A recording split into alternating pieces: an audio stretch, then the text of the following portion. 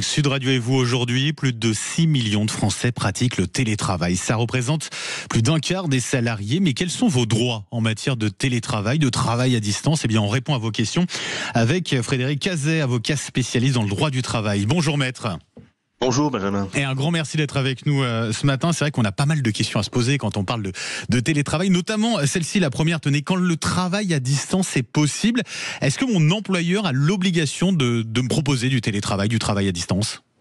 Eh bien écoutez, c'est un sujet brûlant cette histoire de télétravail, parce que est-ce que c'est un avantage ou un confort de travailler chez soi, ou bien finalement est-ce que c'est un risque, vous savez, de surcharge, parce qu'on nous en demande trop et on est chez soi, il n'y a personne pour regarder, et même d'empiètement sur la vie privée, c'est-à-dire le mélange des genres. Bon, surtout qu'on n'a pas forcément l'espace chez soi pour faire tout ça avec les enfants qui courent. Oui. Alors, le principe est simple, il faut que le télétravail soit volontaire et réversible.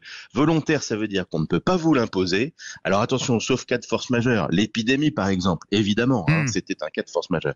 Donc on ne peut pas vous l'imposer, et réversible, ça veut dire que vous avez le droit de dire non, je ne veux plus, je préfère revenir au bureau.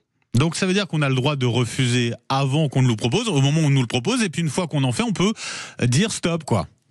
Exactement. Et il faut que ces deux principes soient réservés, même quand il y a des accords prévus dans les entreprises pour la mise en place du télétravail, on ne doit pas contourner ces deux principes. Est-ce que mon employeur a le droit de m'imposer mes jours de télétravail, maître ? Oui. Effectivement. Et en général, ça se présente plutôt sous forme de nombre de jours de télétravail proposés aux salariés. Alors, on essaye de faire que ce soit d'un commun accord. Ça, c'est au syndicat de bien négocier ça dans les accords d'entreprise. Mais ils peuvent évidemment être éventuellement imposés. Alors, c'est là où commencent les règles, j'allais dire, de protection. N'oublions pas qu'il faut qu'on fasse très attention à la question du volume. Un entretien doit être effectué régulièrement pour évaluer vos conditions de travail à la maison, votre activité, votre charge de travail. Faut pas hésiter à écrire, à laisser des traces. Et surtout, il y a une règle intangible, on a le droit à du repos. 11 heures de repos quotidien, vous voyez, entre deux phases de travail. Ouais. C'est le fameux droit à la déconnexion. Quand on est à la maison, on a aussi le droit de couper la machine. Le droit à la déconnexion, c'est le droit de ne pas répondre en dehors des heures de travail. Petite question, parce que c'est vrai que on m'en parlait récemment.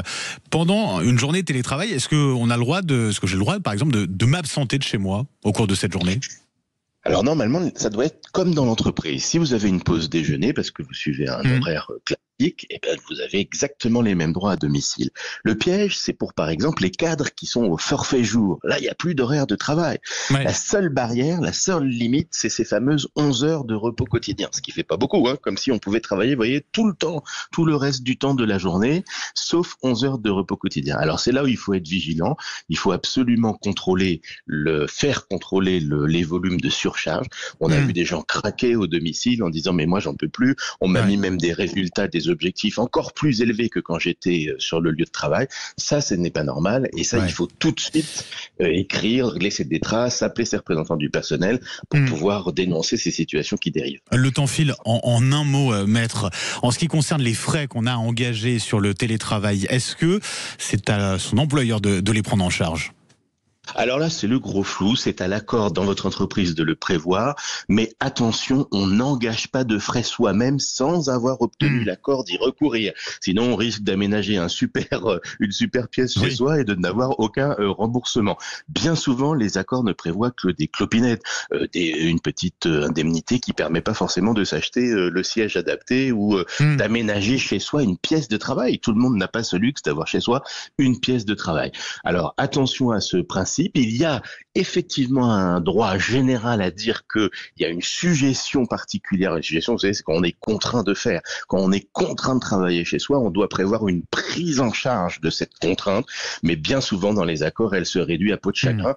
Et ça, c'est un peu dommage parce qu'effectivement, tout le monde n'a pas prévu dans des nouveaux modes de vie qu'on ait un bureau à la maison. Bah oui, effectivement. Merci beaucoup, maître. C'était très clair. Merci pour vos réponses.